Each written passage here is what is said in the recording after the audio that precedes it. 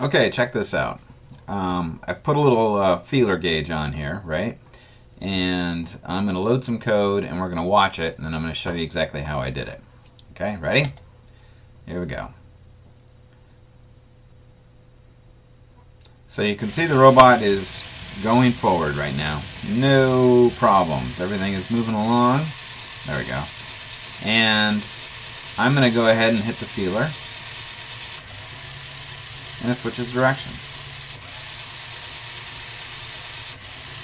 So you can imagine that if your robot was in an arena with some other robots, and if it bumped into one, I can make it so that it steered toward that robot and then actively tried to push it off. And as soon as it lined itself up, the feeler would come off the pin and it would move into forward position and it would start to push off the robot. Alright? So, how did I do it? Let me pause this video and show you how I did it. Well, actually, yeah, let me pause it and I'll show you how I did it. Let me quickly explain the code that I have done, and then we're going to build one and we'll see the code again twice, since all I did was build the left feeler. So the first thing I did, if you look carefully, you can see that I've actually hooked up this black wire from the feeler into what is pin 16. So if we jump over here,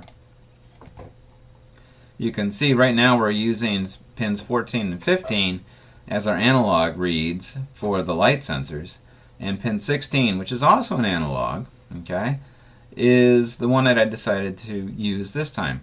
Keep in mind, I'm actually not going to use it as an analog sensor. I'm only going to be asking the question, is it high or is it low? Does it have current or does it not? Okay? I'm not going to take any variance. It's either on or it's off. So, what you see on these wires is this wire is the one that comes off of pin 16. Okay? Follow it along. And it goes into this metal screw, which hooks up to this metal pin. Well, currently, this metal pin is not connected to this one. If I push it in, it would be, and that would give a complete circuit so electrons could flow from here all the way into ground. Okay? So by pushing into this, it completes the circuit. Notice here this resistor. This resistor is hooked up to the positive bus. So right now, electrons are flowing into here, into pin 16. But this is open, so the only hope is for the electrons to flow from here into pin 16. If this gets closed and a circuit forms here, the electrons are going to take the path of least resistance and they're going to shoot up here, they're going to shoot down here, they're going to go over here, and they're going to jump to ground. So that makes pin 16 low under that circumstance. High when it's open, low when it's closed. Here in code, of course, I created a constant integer, which is going to be the left feeler, and I've labeled it 16. And since I am going to be using this as a digital, all right, not analog, I have to define that pin. So I have set the pin mode, left feeler, as an input. All these other ones were outputs. This is the first time we're looking at an input. Okay? Down in code, way down here, okay, this is in the loop, just with these other ones, looking for the optical sensors. If, notice, we used to use analog read if we're looking for the level of light, okay? In this case, it's a digital read. Is it on or is it off? Is it high or is it low? Okay? If digital read of that particular pin, pin 16, the one labeled left feeler, is, now notice we have two equals here, because it's kind of funny. The best way to, I don't know, the way I usually think about it is, if I say 1 equals 1 or x equals 1, I've said that x is equal to 1. I've told it what it is. Alright? If I put two equal signs in, I'm asking what it is. Okay? I'm not telling it to be low. I'm asking it, are you low? So if this pin is in fact grounded and it is in fact low, then I want you to turn right for a period of time. Okay? So if you're going to ask it to compare it against what it is and not ask it to be anything else, and I'll try to think of a better way to explain this, you need to use two equal signs. I want to know, are you low? I'm not telling you to be low. I want to know if you are low. Okay? And I'm going to pause it, and then I'm going to show you how I actually made these wires, and I'll see you in a second. Alright, so I've arranged the parts. What you're going to need is a piece of wire. Now, in my case, I took one of these long 12 or 14 inch pieces and cut it into two. So here's the other half of one, the other half being, of course, on the robot already. I have a 3/4 inch screw, a 3/8 inch screw.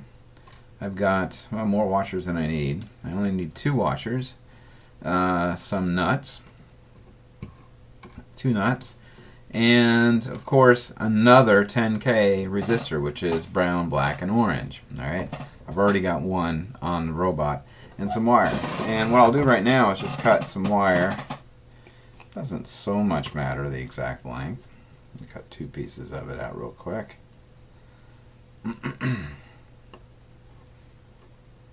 Looks like I'm cutting them about 5 inches long. And one side you're actually going to want to have stripped fairly far because you need to have it securely wrapped around the screw. The other side should be stripped to a length that's appropriate for the circuit board, so about 3/8 of an inch. I'll do the same thing with this one. This one is going to wrap around the screw. Okay. And this one will go into the circuit board. Alright, and then what you want to do is you want to take this piece of wire and you want to bend a loop in it with a pair of needle nose pliers so that it fits kind of firmly like this, so that when a screw goes through it, alright, it'll seat pretty nicely, right? You don't want it to wiggle around too much. So let me set these things aside and put the robot back here. Okay. Oh, let's do this resistor before I forget. The resistor. I'm bending them down firmly and closely to the actual resistor itself. Okay. And then trimming them off so I end up with staple sized leads. Something like that. Alright, so let's get our robot back into view. Like so, and I'm going to be doing this from totally the wrong side, so just so you guys can see it, I might have some difficulty getting this hooked up. So what do we need? We need to get this guy. Now, keep in mind, it doesn't even matter. I looked at all the different robot chassis I have.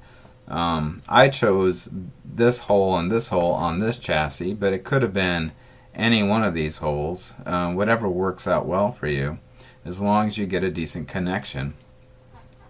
That's all that really matters. So I think on the other chassis type there are 4 holes in a row. You could easily use 2 for the center to attach the feeler, and then a 2 in the outer edge to attach the grounding screw. It really doesn't so much matter. So I'm going to take the 3/8 inch screw and I'm going to take the longer end and I'm going to kind of wrap it around like so. Oops, you know what I really need to do? I need to start, let me get this so you can actually see it. I really should have the washer. I want to put the washer on first.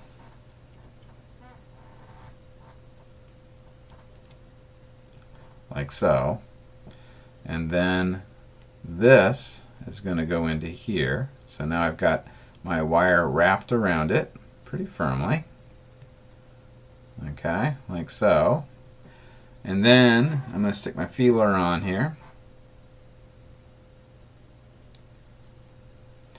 and now I'm going to place this whole pile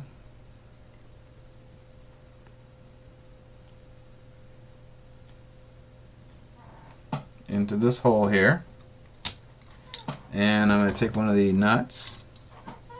Here they are. And put it up. Drop the whole thing. Oh, I really should have this facing on the outer side. So it looks, I'm going to make sure it looks right. There we go.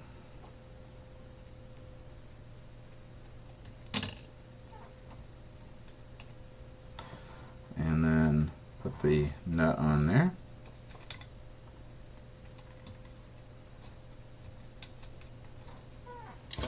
And I'm going to use a wrench here.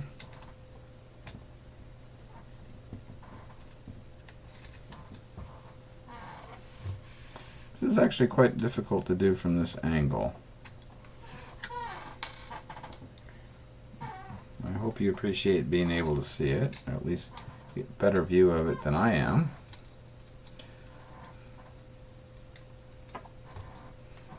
Okay, and that feeler goes out like that. This wire has to work its way like this. And then when you get down to the final tightening, you're going to have to, it takes almost more fingers than you probably have, because you want to be able to have the feeler sticking out at a right angle, plus you want to be able to hold the nut, plus all kinds of other problems. It might take some fingering around, but there. Now I've got a nice tight screw with a lead on it. Okay, let's move that back into view a little bit better. The other screw is going to be the one that it strikes against. Okay, and we got pretty much the same kind of concept here. In this case, though, I'm going to bring it up from the bottom, like so, and I'm going to wrap this around.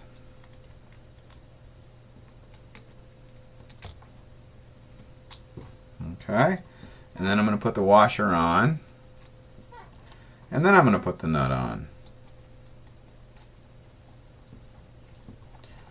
And I did this so that I would have a bigger surface to strike against. I know sometimes in battle that your feelers can get knocked around and whatnot as they bump into different robots. This way you still got a huge range. It could be pulled up and make contact, or all the way down here and make contact. Doesn't matter. It'll still make contact. By having this tall screw, you'll be assured of always making contact if you're in a battle event. And this, again, is very difficult from this angle because I'm working away from me. Perhaps actually I'll just leave it as a demo like this so you can just trust me that it's actually ready. Okay? Now, I'll tighten it up as we get along. You can see I got a nice feeler action there. The 10K resistor is going to plug into, for example, the next pin. So I'm going to insert this one end of the resistor into the positive bus. You couldn't quite see that, could you? One end of the resistor into the positive bus. The other end goes into, I think it's going to be pin 17. I'm going to take this end here and plug it into the available pin on 17. And I'm going to take this end here and plug it in to ground. Okay? And I'm going to actually end it right here. I'm going to tighten this screw while I'm away, and then we'll go ahead and code all this section in. So I'll see you guys in a minute.